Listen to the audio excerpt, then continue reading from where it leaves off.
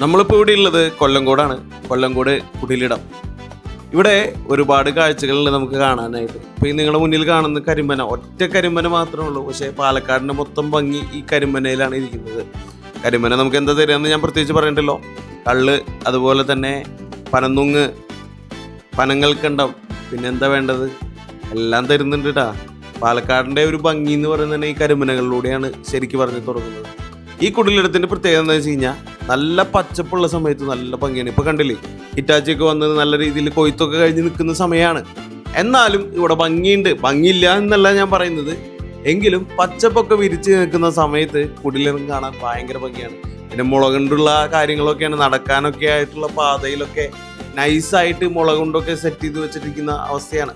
ഇപ്പം നിങ്ങൾ കാണുന്നതാണ് പാലക്കാടിൻ്റെ യഥാർത്ഥ ഭംഗി എന്ന് പറയുന്നത്. കുറേ തെങ്ങുകൾ, അതിനിടയിൽ കരിമ്പനകൾ, അങ്ങനെ പാടശേഖരങ്ങൾ. ശരിക്കും പാലക്കാട് എന്ന് പറഞ്ഞു കഴിഞ്ഞാൽ നമ്മുടെ നെല്ലറ തന്നെയാണ്, കേരളത്തിൻ്റെ നെല്ലറ തന്നെയാണ്. അപ്പോൾ അതിൻ്റേതായ സൗന്ദര്യം നമുക്കവിടെ കാണാൻ തീർച്ചയായിട്ടും സാധിക്കും. നിങ്ങൾക്കിപ്പോൾ കാണുമ്പോൾ തന്നെ മനസ്സിലാകുന്നതാണ്. പശ്ചിമഘട്ട മലനിരകളൊക്കെ നിങ്ങളുടെ മുമ്പിലായിട്ട് കാണാൻ സാധിക്കും. കാരണം ഇത് പാലക്കാടാണ്. പാലക്കാടിൻ്റെ ഭംഗി ഞാൻ പറയാതെ തന്നെ നിങ്ങൾക്കറിയാം. അത് പ്രത്യേകിച്ച് ഒരു സ്ഥലം പോലും ഇല്ലെങ്കിലും നിങ്ങൾ വെറുതെ യാത്രയാകുകയാണെങ്കിൽ പോലും, യാത്ര ചെയ്യുകയാണെങ്കിൽ പോലും ആ ഭംഗി നിങ്ങൾക്ക് അനുഭവിച്ചറിയാൻ സാധിക്കും. സൈഡിലുള്ള പാടങ്ങളും അതുപോലെ തന്നെ എല്ലാം കണ്ടുകൊണ്ട് നമുക്ക് ആ യാത്ര നല്ല ഭംഗിയായി തന്നെ തുടരാൻ സാധിക്കും. ഇപ്പോൾ നിങ്ങൾ കാണുന്നതാണ് കുടിലിടത്തിൻ്റെ പ്രധാന പ്രത്യേകതകൾ. കാരണം ഇവിടെ വന്നു കഴിഞ്ഞാൽ ഫോട്ടോ എടുക്കാനും കുടുംബങ്ങളുമായി സല്ലപിക്കാനൊക്കെ ആയിട്ടുള്ള സൗകര്യങ്ങൾ ഇവിടെ തന്നെയുണ്ട്. ചെണ്ടുമല്ലിയൊക്കെ വിരിഞ്ഞു നിൽക്കുന്ന സമയമാണ്.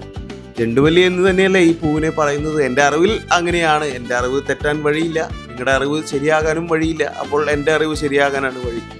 അപ്പോൾ അങ്ങനെ ഫോട്ടോ ഒക്കെ എടുക്കാനായിട്ടുള്ള ബെസ്റ്റ് പ്ലേസ് ആണ് ഇവിടെയുള്ളത്. കുടിലിടത്തിൻ്റെ പ്രത്യേകത പേര് സൂചിപ്പിക്കുന്നത് പോലെ തന്നെ ഇവിടെ ഓരോ കുടിലുകളുണ്ട്. പാടശേഖരത്തിൻ്റെ നടുവിലായി ഓരോ കുടിലിടങ്ങൾ അല്ലെങ്കിൽ കുടിലുകൾ ഉണ്ട് എന്നത് തന്നെയാണ്. വഴി നീളെ പൂക്കളും ചെണ്ടുമല്ലിയും ജമന്തിയും ഒക്കെ വെച്ചിട്ടുണ്ട്.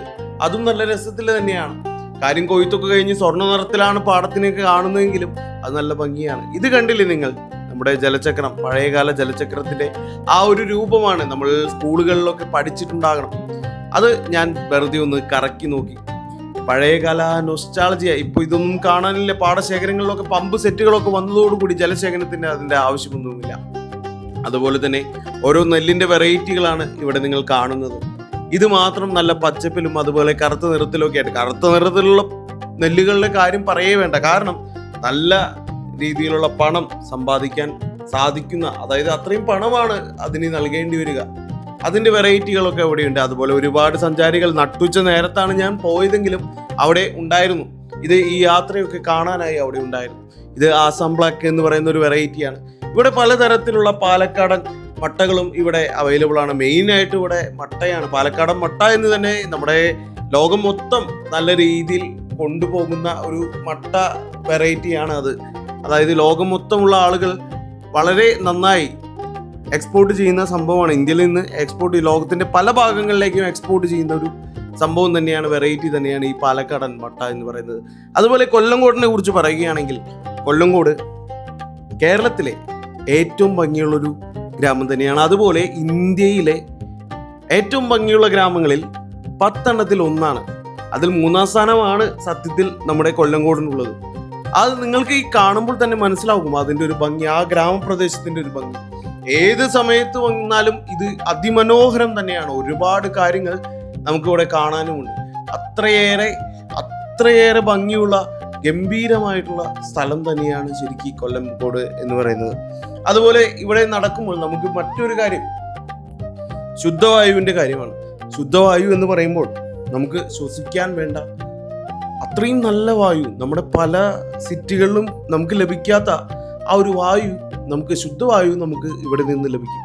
അത്രയും സന്തോഷവും അത്രയും സമാധാനവും നമുക്ക് ഇവിടെ നിന്ന് ലഭിക്കും. ഇതാണ് കൊല്ലങ്കോടിൻ്റെ ഏറ്റവും വലിയ പ്രത്യേകത എന്ന് തന്നെ പറയുന്നത്. നിങ്ങൾ കാണുന്നില്ല, ആ ഒരു ഭംഗി കാണുന്നില്ല. ആ നെല്ല് നിറഞ്ഞു നിൽക്കുന്ന ചില വെറൈറ്റികളിലൊക്കെ നെല്ലൊക്കെ ഇങ്ങനെ പൂത്തു നിൽക്കുന്നത് നിങ്ങൾക്ക് കാണാൻ സാധിക്കും. എന്താ ഭംഗിയല്ലേ, എന്താ രസമല്ലേ.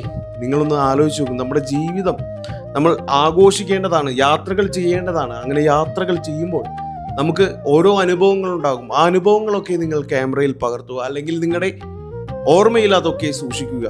അത് അപ്പോൾ അത്രയും മനോഹരമായ രീതിയിൽ നമ്മുടെ മനസ്സിനെ കുളിർമയേകാനുള്ള ഓരോ ഓർമ്മയായിട്ടും നമ്മുടെ മനസ്സിനെ അത് വഴി നടത്തിക്കോളുമെന്ന് എനിക്ക് ഉറപ്പാണ്. ഇതാണ് പാലക്കാട്. ഒരുപാട് പേര് അവിടെ ഞാൻ പറഞ്ഞില്ലേ ഫോട്ടോ എടുക്കാനും അതുപോലെ പല കാര്യങ്ങൾക്കായിട്ടൊക്കെ അവിടെ നിൽക്കുന്നുണ്ട്. അങ്ങനെ ഞാൻ കൊല്ലങ്കോടിൻ്റെ കുടിലിടം കണ്ടു. കൊല്ലങ്കോട് കാണാനായിട്ട് ഒരുപാട് നാളായി ആലോചിക്കുന്നു. സത്യം പറഞ്ഞു കഴിഞ്ഞാൽ പാലക്കാടിലേക്ക് ഒരുപാട് തവണ വന്നിട്ടുണ്ട്. പല പല സ്ഥലങ്ങളിലേക്കായിട്ട് പല സ്ഥലങ്ങൾ എന്ന് പറയുമ്പോൾ നെല്ലിയാമ്പതി അങ്ങനെ പല സ്ഥലങ്ങളിലേക്കും ഞാൻ വന്നിട്ടുണ്ട്. പക്ഷേ എനിക്ക് ഇതുവരെയും കൊല്ലങ്കോടിലേക്ക് പോകാൻ സാധിച്ചില്ല. അതുകൊണ്ട് ആ ഒരു വിഷമം ഉള്ളത് കൊണ്ട് തന്നെ ഞാൻ കുറേ കാലത്തെ ഒരു ആഗ്രഹം, ഒരു ദിവസം, അത് പ്രത്യേകിച്ച് സീസണൊന്നും നോക്കിയില്ല. ശരിക്കും എനിക്ക് പറഞ്ഞു കഴിഞ്ഞാൽ പച്ചപ്പൊക്കെയുള്ള ആ ഒരു സമയം തിരഞ്ഞെടുക്കാമായിരുന്നു. പക്ഷെ ഞാൻ അങ്ങനെ തിരഞ്ഞെടുത്തില്ല. ഞാൻ പകരം ചെയ്തത് എന്താണ് എന്ന് വെച്ച് കഴിഞ്ഞാൽ എനിക്ക് തോന്നി, അപ്പോൾ ഞാൻ ഇറങ്ങിയ സമയമാകട്ടെ രാവിലെ 11 മണിക്കാണ്. ഒരു ദിവസം അവിടെ നിന്നുവെങ്കിലും കൊല്ലങ്കോടിൻ്റെ സൗന്ദര്യമൊക്കെ ആസ്വദിക്കാൻ വേണ്ടി ഞാൻ നിന്നുവെങ്കിലും പക്ഷേ ഞാൻ തൃശ്ശൂരിൽ നിന്ന് ഇറങ്ങിയത് രാവിലെ 11 മണിക്കാണ്. ഞാനിവിടെ എത്തിയതാണെങ്കിൽ ഏകദേശം 2:30ക്കാണ്. സത്യം പറഞ്ഞു കഴിഞ്ഞാൽ നല്ല ചൂടായിരുന്നു. 2:30 പാലക്കാടിൻ്റെ ചൂടിനെ കുറിച്ച് ഞാൻ പ്രത്യേകിച്ച് പറയേണ്ട കാര്യമില്ലല്ലോ. എങ്കിലും എനിക്ക് നല്ല രീതിയിൽ ആഘോഷിക്കാൻ പറ്റി, അല്ലെങ്കിൽ ആനന്ദിക്കാൻ പറ്റി. ഇത് കൊല്ലങ്കോടിലേക്ക് വരുന്നവർക്ക് കാണേണ്ട സ്ഥലങ്ങളാണ് ഇവിടെ എഴുതി വെച്ചിട്ടുള്ളത്. അതായത് പോകേണ്ട സ്ഥലങ്ങൾ, നമുക്ക് എന്തൊക്കെ സ്ഥലങ്ങൾ ഉണ്ട് എന്നാണ് ഇവിടെ പ്രത്യേകം എഴുതി വെച്ചിട്ടുള്ളത്. പിന്നെ മറ്റൊരു കാര്യം, ഇവിടെ വരുന്നവർക്ക് വിശ്രമിക്കാനായിട്ടുള്ള സൗകര്യങ്ങളൊക്കെ ഇഷ്ടം പോലെ തന്നെ ഉണ്ട്. നമുക്ക് ഇരുന്ന് ഊഞ്ഞാലാടാനൊക്കെയുള്ള സൗകര്യങ്ങളും അതുപോലെ ഏറുമാടം പോലെയുള്ള ചെറിയ ഏറുമാടം എന്ന് പറയാൻ സാധിക്കുമോ എന്ന് എനിക്കറിയില്ല, ഇതുപോലൊരു വ്യൂ ഒക്കെ നൽകുന്ന ഒരു നല്ല അടിപൊളി സെറ്റപ്പ് ഒക്കെ ഉണ്ടാക്കി വെച്ചിട്ടുണ്ട്. ഇവിടെ ടിക്കറ്റ് വെറും 30 രൂപ മാത്രമാണ്. 30 രൂപയ്ക്ക് ഈ ഒരു സ്ഥലം അടിപൊളി തന്നെയാണ്. കാണാൻ പറ്റിയ, കേരളത്തിന്റെ ഭംഗി ആസ്വദിക്കാൻ പറ്റിയ ഒരു അടിപൊളി സ്ഥലം തന്നെയാണ്. അതിലൊരു തർക്കവുമില്ല. നിങ്ങൾക്ക് തർക്കമുണ്ടെങ്കിൽ എന്നോട് പറഞ്ഞോളൂ, ഞാൻ ആ തർക്കം പരിഹരിക്കാം. ഇതുപോലൊരു നല്ല സ്ഥലം മറ്റെവിടെയെങ്കിലും ഉണ്ടെങ്കിൽ നിങ്ങൾക്ക് കമന്റിൽ പറയാവുന്നതാണ്. എന്തായാലും വീഡിയോ ഇഷ്ടമായെങ്കിൽ വീഡിയോ ലൈക്ക് ചെയ്യുക. Thank you.